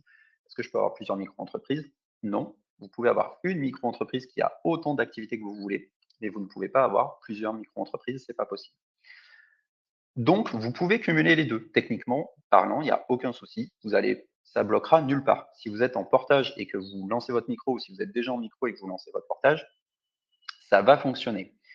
Sauf que, évidemment, si vous le faites dans le but de ne pas dépasser les plafonds, ça s'appelle tout simplement de l'abus de droit social. C'est-à-dire que vous essayez de contourner les règles du jeu. Et donc ça, c'est évidemment interdit. Donc si l'URSSAF se rend compte que pour une même activité, en fait, vous avez passé jusqu'à 70 000 € sur votre micro et puis le reste, vous l'avez passé en portage, vous allez évidemment être redressé. Donc soit, enfin, la plupart du temps, ils vont considérer en fait que votre contrat de portage n'est pas valable et que du coup, tout aurait dû passer sur votre micro, qui du coup, très certainement, ne serait plus une micro, mais plutôt une EI. Et du coup, ils vont vous imposer de façon rétroactive, comme si vous étiez en entreprise individuelle depuis X années. Donc faites très attention à ça, parce que justement, tout à l'heure, je vous parlais du côté quali et, et légal de cette activité, et je ne compte pas les acteurs du marché du portage qui vous vendent le portage comme une solution pour ne pas dépasser les seuils de la micro. Voilà. Et donc, soyons clairs, non, ce n'est pas une solution pour ne pas dépasser les seuils de la micro. C'est une solution après. Ça peut être une solution en plus, mais à condition que ce soit vraiment sur des activités différentes.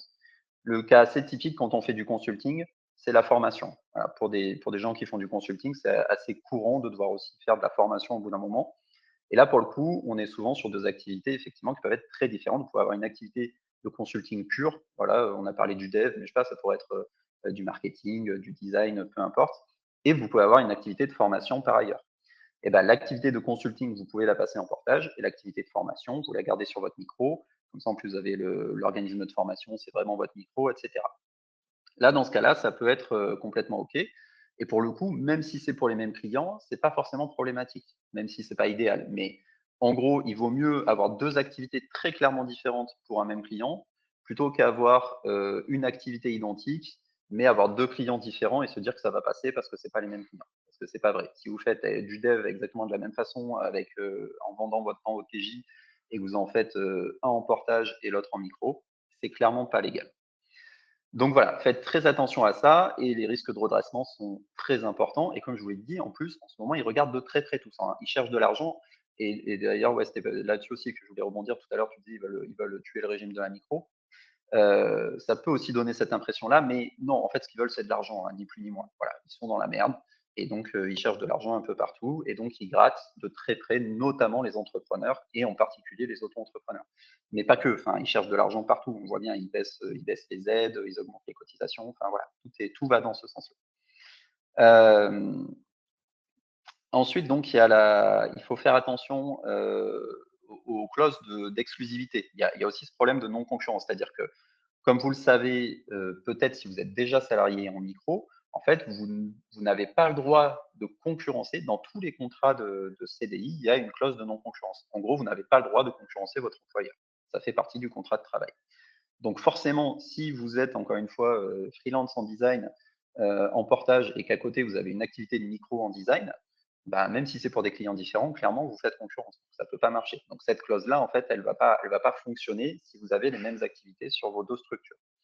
Encore une fois, si vous avez des activités différentes, c'est OK. Mais il faut vraiment que ce soit des activités différentes, avec des codes NAF différents, que ce soit vraiment très clair. Il y a un sujet donc sur le dépassement de la durée de travail maximum. Donc, bon, ça en général, c'est pas trop un sujet, mais Autant quand vous êtes en micro, si vous avez envie de bosser 70 heures par semaine, il n'y a pas de souci. Quand vous êtes en portage, ça peut être un souci. Encore une fois, parce que le travail en France est très encadré, que de la même façon que, comme je vous ai dit tout à l'heure, j'ai pas le droit de payer mes salariés zéro, j'ai pas le droit non plus de leur demander de travailler 70 heures par semaine. Ou en tout cas, pas tout le temps. En vérité, on peut même pas du tout. Et puis, il faut quand même faire attention sur le fait que si vous cumulez les 2, bah, ça va pour le coup pas mal complexifier votre administratif aussi. Alors, allez, typiquement, si vous passez par SuperIndep, c'est pas un gros sujet parce que tout ça sera, automatisé, vous allez même pas le voir. Mais, ça veut dire qu'il faut bien faire attention dans votre déclaration de revenus. Il y a une partie revenus, il y a une partie, micro, il faut quand même faire vos déclarations à l'URSSAF et de TVA. Voilà, donc ça complexifie un petit peu forcément les choses de cumuler les 2. Donc pour être très clair, oui, techniquement, on peut cumuler les 2, à condition que ce soit des activités très différentes. En aucun cas, si c'est juste pour, faire moins de CA et ne pas dépasser les seuils, dans ce cas-là, c'est certainement pas une solution, légale, en tout cas, même si encore une fois, comme toute solution illégale, c'est pas que vous ne pouvez pas le faire, parce que techniquement, vous pourrez le faire. Simplement, si vous le faites et que vous avez un contrôle, bah, ça passera à aucun moment. Et bah, du coup, on va pouvoir enchaîner sur les questions. Donc, André demandait, si on choisit le portage sur une première activité, mais qu'on reste indépendante pour la seconde, est-ce que la RC Pro, ça suffit avec le portage ou bah, alors non, André, du coup, très clairement, tout ce qui passe sur ta micro, tu en es responsable, aussi bien au niveau RC Pro que mutuelle santé, que tout ce que tu veux.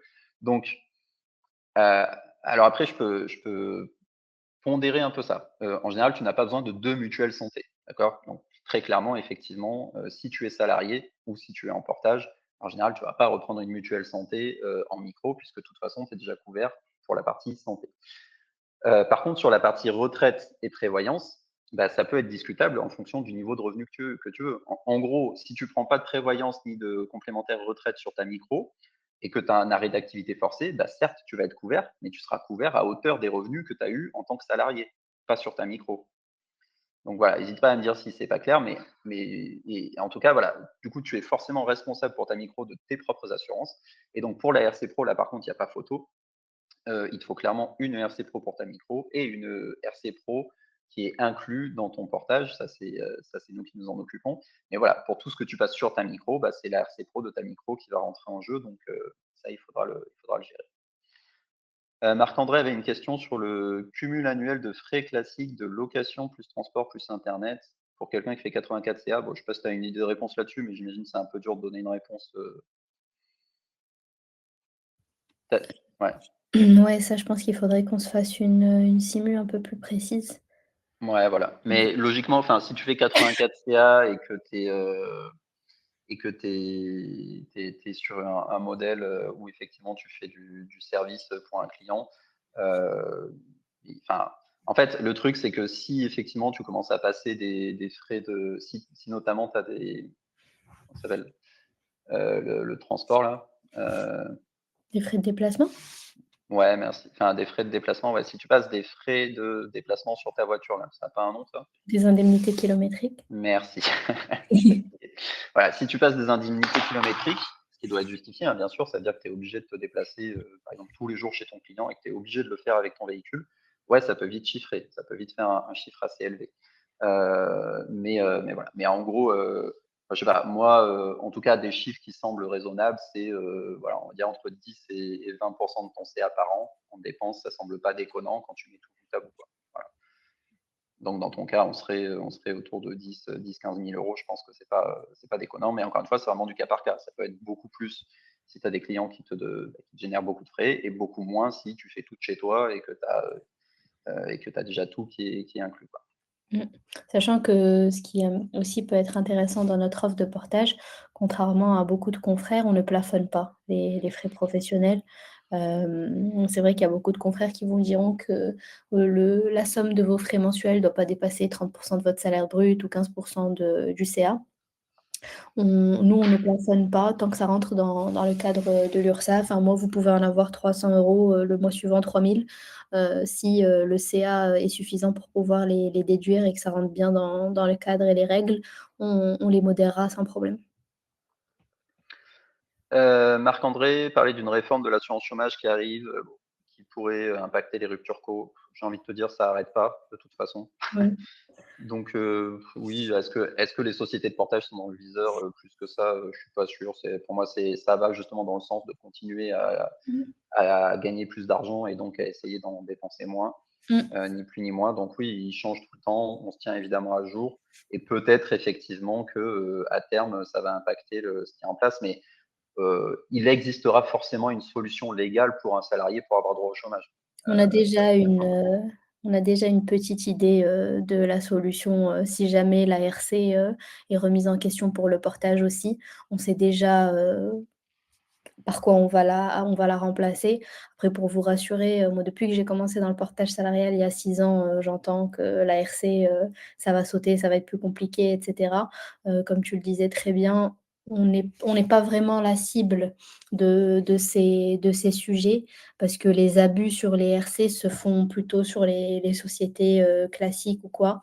En portage, on n'est pas trop embêtés, et encore une fois, les syndicats ont déjà une piste pour répondre à ce sujet si on arrive à la situation où les RC ne sont plus aussi simples en portage.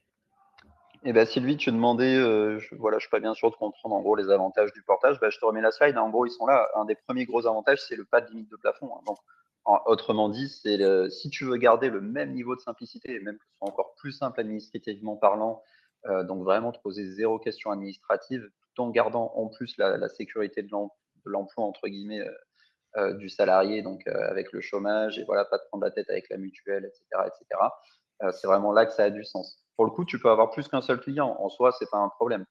Mais effectivement, il faut que ce soit des contrats assez récurrents. Voilà. Super Indep peut très bien contractualiser avec 3 clients à la fois. Si tu as 3 clients à la fois, ça en soi, c'est pas un souci.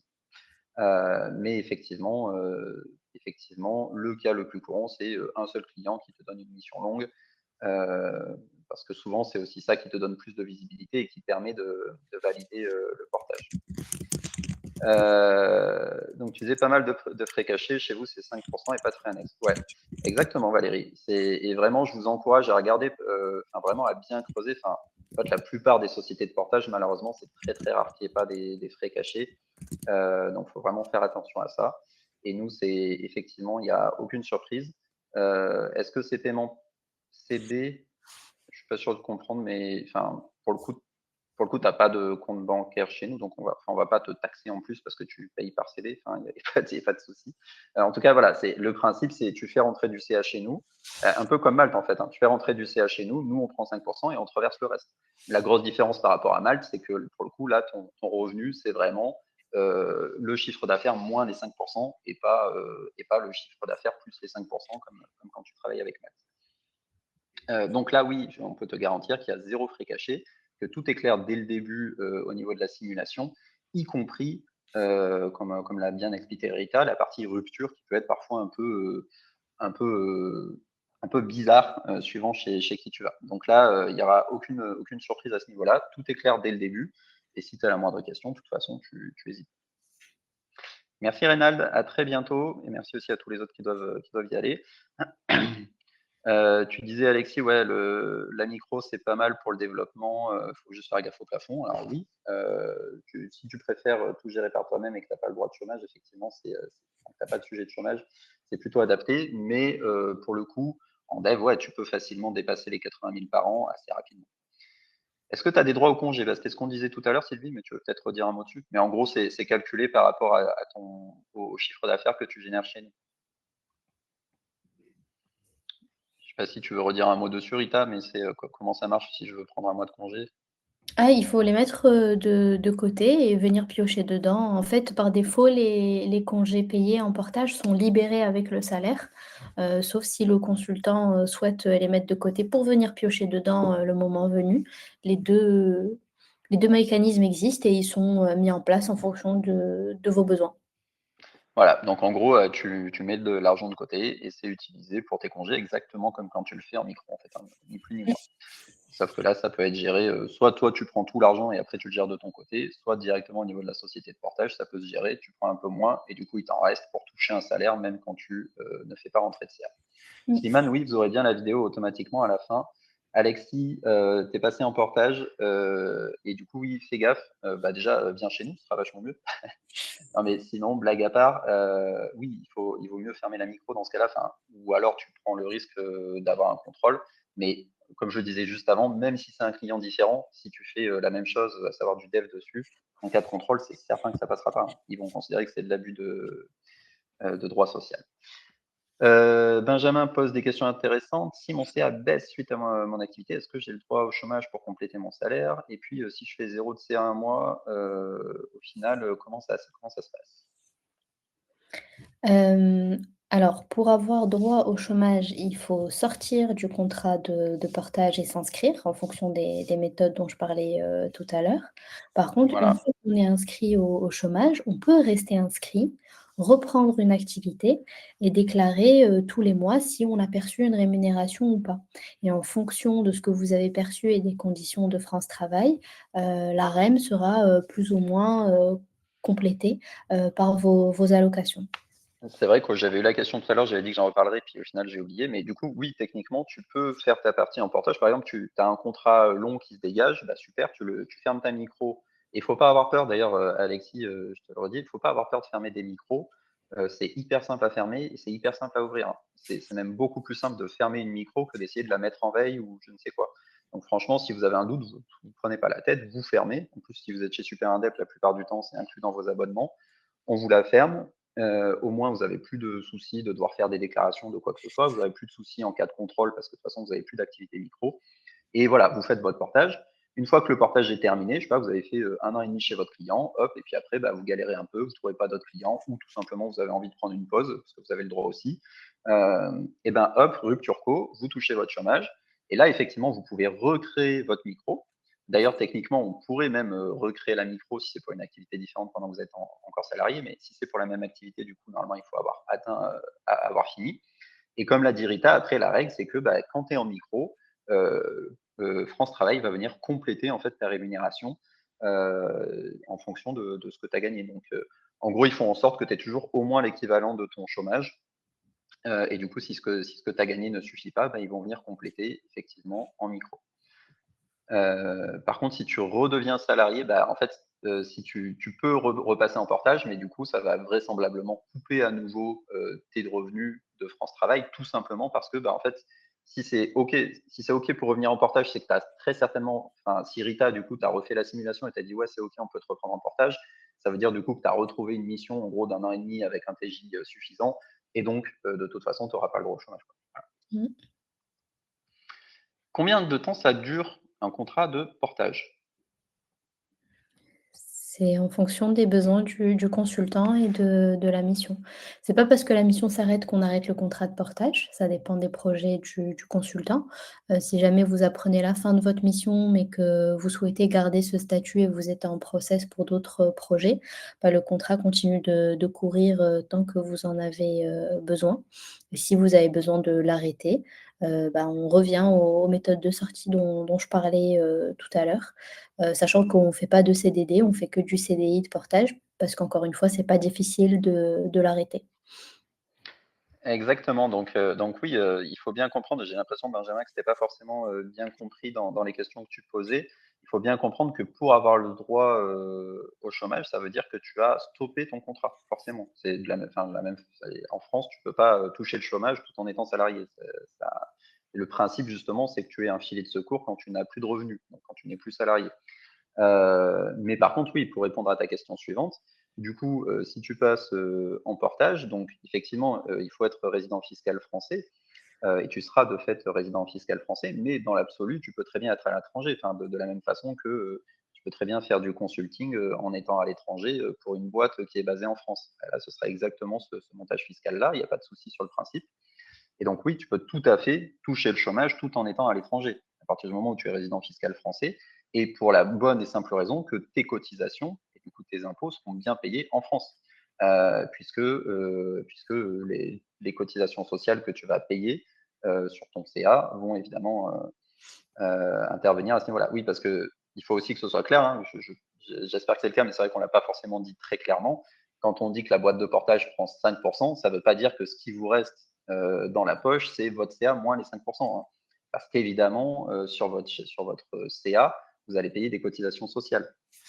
Et c'est précisément pour ça qu'on ne peut pas juste vous dire voilà combien ça va vous coûter, voilà combien vous aurez dans la poche. Et quand on vous propose des simulations au cas par cas, pour pouvoir vraiment vous dire dans votre situation, voilà ce qui restera en net à la fin du mois pour une projection de tel CA par mois sur telle durée. Voilà. Mais donc voilà, ouais, pour répondre clairement à ta question, tu peux tout à fait être à l'étranger, toucher le chômage, ça en soi, c'est pas un problème, puisque de toute façon, tout sera cotisé en France. Ah bah voilà, bah du coup, j'ai répondu à ta 5e question sans faire exprès. Donc effectivement, mais alors, je vais le dire très rapidement, mais ça risque plus de faire peur qu'autre chose, mais bon, c'est pas grave. Donc, en fait, c'est toujours très difficile à comparer ton net quand tu es en micro et quand tu es en salarié, toujours parce que tu ne compares pas les mêmes choses, tu vois. C'est comme quand toi, tu es en micro. En fait, si aujourd'hui tu es en micro et que tu discutes avec un pote salarié et que tu lui dis ouais, moi j'arrive à me tirer 3 000 € net par mois et que lui te dit ah ben moi j'ai 3 000 € de salaire par mois, du coup tu vas te dire bah c'est super, on a le même niveau de revenu. Non, en fait, je te l'annonce, il gagne beaucoup plus que toi. Pourquoi? Parce que lui, pour se payer 3 000, ça veut dire en gros que ça coûte à peu près 6 000 à la boîte qu'il emploie, donc plus du double. Alors que toi, pour te tirer 3 000 en micro, en gros, il faut que tu fasses 4 000, 4 500 € de CA. Donc, très clairement, c'est difficile à comparer. Mais pour être très clair, quand tu vas vouloir te verser du salaire, et c'est aussi pour ça d'ailleurs que tu cotises pour le chômage, etc., tu vas être taxé, et c'est de la même façon que quand tu regardes ta fiche de paye, tu as un brut et derrière, tu as un net. Bah là, c'est pareil, sauf que les charges, du coup, c'est toi qui vas les payer sur le chiffre d'affaires que tu as généré. Et donc, ce chiffre, ça représente 85%, plus de 85% de ce que tu veux te verser même.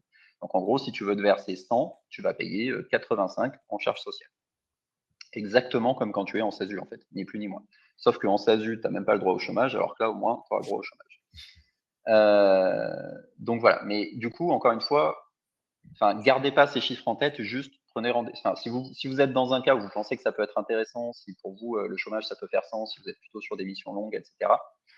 Ou même, il n'y a pas que le chômage, hein, comme on disait, il y a aussi les frais. C'est-à-dire que une fois que tu as fini de parler du net-net, ce que ton collègue salarié qui gagne 3 000 par mois te dit pas aussi, peut-être, c'est que si ça se trouve à côté, il touche 3 000 € en note de frais. Parce qu'il se déplace en train, il va à l'hôtel, il doit aller à l'étranger, etc.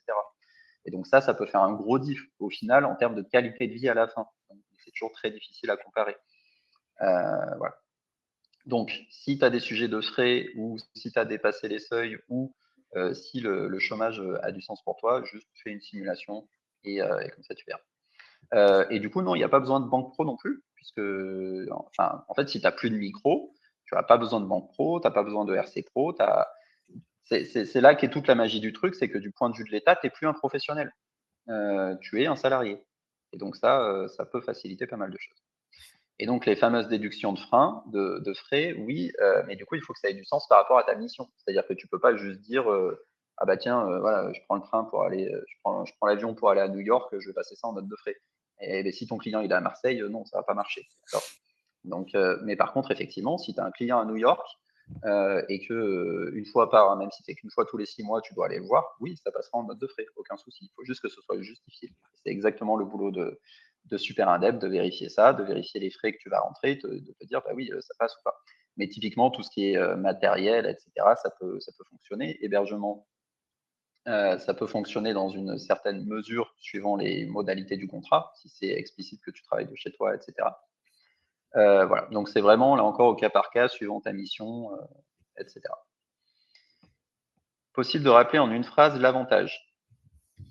Bah, en fait, ça dépend je crois que je l'ai beaucoup répété, mais pour moi, c'est pas de limite de plafond et droit au chômage. Je pense que c'est les 2 principaux points et le fait voilà, en fait, si en termes de simplicité, vous voulez absolument si aujourd'hui vous vous dites: «J'ai pas envie de dépasser les plafonds parce que la simplicité de la micro me plaît beaucoup», bah, c'est sans doute que le portage est fait pour vous et que du coup, ça vous éviterait en plus de vous prendre la tête avec le plafond et que du coup, en plus, vous auriez même d'autres avantages comme la déduction des frais ou le droit au chômage en prime. Ah ok, Valérie, c'est si un client veut payer par CB. Bah alors, dans le cadre du consulting, à mon avis, c'est assez rare, mais il faudrait voir au cas par cas, effectivement, ce qui peut se présenter. Mais en soi, c'est possible. Nous, on peut avec Super Indep mettre en place des paiements par CB. Voilà. Mais là, on parle encore une fois de consulting. En général, c'est des clients qui vont payer, je sais pas, 4 à 5 000 euros par mois. Bon, en général, ils ne le font pas par CD. Mais si tu as des exemples particuliers, encore une fois, c'est à voir après en simulation. Il n'y a pas de souci. Est-ce qu'on doit payer de l'URSSAF quand on est en portage? Slimane, c'est ce que je disais, c'est les fameux 85%, mais c'est transparent pour toi. Tout ça, c'est ce qui est géré justement par la boîte de portage. Est-ce qu'il y aura des chèques vacances? Tiens, c'est une bonne question, ça. Alors on retrouve certains avantages, complémentaires du salariat dans les offres de portage. Je citais tout à l'heure notamment la mutuelle, les tickets resto, on propose aussi des chèques CESU. Après, tout ce qui est chèque vacances, chèque culture et des choses comme ça, c'est des choses qu'il faut un peu prendre avec des pincettes en portage parce qu'il faut pas oublier que dans ces cas, pour ces avantages, il y a toujours une part abondée par l'employeur. Hem et donc ça suppose, je vais pas vous perdre dans les détails techniques, administratifs, RH et cetera, mais une société de portage salarial ne peut pas mettre en place, des chèques vacances ou des chèques culture comme le ferait une société, classique. Ça demande des négociations particulières avec les prestataires comme Swile, Edenred ou des choses comme ça. Donc, c'est des choses qui sont en cours, notamment, c'est pour ça qu'on a lancé les chèques CESU et on est en train de creuser le reste. C'est juste qu'on s'assure que le cadre juridique est nickel avant de vendre quoi que ce soit. Parce que souvent, quand on regarde dans les offres concurrentes, celles qui ont déjà la liste de tout ça, bah, généralement, le travail en amont de vraiment faire les choses proprement dans le cadre du portage salarial et pas tout mélanger, que c'est pas du salariat classique, c'est pas fait. Et ça peut être parfois, ça peut être interprété comme détourner un peu le salaire sous une autre forme, avec tous les avantages que ça peut supposer en termes de cotisation, et cetera. Donc la réponse globale, c'est oui. Après, pour les différents points, ça vient au fur et à mesure des offres qu'on ajoute à notre offre générale. Bon, merci. Au revoir à tous ceux qui doivent y aller. Merci beaucoup. De toute façon, on va bientôt terminer, mais juste, je pense qu'on peut prendre encore une ou deux questions. Ravi Marc-André que ça t'ait plu et on transmettra au responsable de la newsletter, parce qu'effectivement, on essaye de faire là aussi des choses très qualitatives, donc ravi que ça te plaise. Donc Valérie, ouais, oui, voilà, tu disais mutuelle retraite, ça oui, on l'a dit, c'est inclus par contre.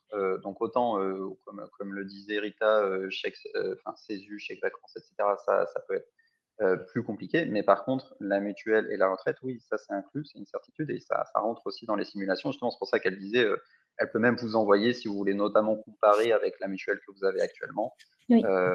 pour que vous voyez si ça peut être intéressant pour vous, parce que pour le coup, c'est vraiment des conditions très intéressantes. Et pour la mutuelle, je vois que Benjamin pose la question, on est chez Swiss Life. Et donc, dernière question de Florian, est-ce qu'on peut être agent co pour une société et en portage avec un autre interlocuteur sur une activité d'agent co également? En fait, comme je disais, tu peux pas cumuler, tu peux pas être en micro et en portage pour une même activité. Donc, par rapport à ça, ça me semble compliqué. Et sinon, faire du portage en tant qu'agent co, c'est une bonne question. Il faudrait qu'on regarde de près les spécificités à ce niveau-là. Je pense pas que ce soit possible parce qu'en tant qu'agent co, enfin, du coup, ça dépend dans quel cadre, mais souvent, tu as la fameuse carte, je sais plus quoi là, tu as une carte d'agent commercial, pour le coup, qu'on peut pas avoir. Ouais, ouais, ça m'étonne pas Valérie, parce que pour moi, tu peux pas l'avoir, enfin, nous, on peut pas, avec la société, t'apporter ça. Donc ça me semble difficile. Par contre, ça pourrait être le cas qu'on a décrit tout à l'heure, où tu pourrais avoir une activité d'agent co en micro et une autre activité en portage qui pourrait être voilà, du consulting, de la formation, etc. Eh ben, écoutez, merci pour toutes vos questions. Bon, évidemment, on a perdu un peu de monde à ce stade, après une demi-heure de dépassement du live, mais en tout cas, c'était super intéressant. Merci beaucoup, Rita. Avec plaisir. Évidemment, je vous remets le lien si vous voulez, si je le retrouve. Mais de toute façon, vous pouvez aussi le trouver maintenant directement sur notre site web. On a la page portage salarial où vous retrouverez ce lien. Non, là, du coup, je vous ai mis le lien de la page. Je voulais dire ce lien qui vous permet directement de prendre rendez-vous avec Rita, de faire vos simulations, de challenger voilà, sur tous les points qui vous intéressent, même si vous êtes déjà en portage ailleurs. N'hésitez pas à venir voir, à faire une simulation, comparer vos fiches de revenus.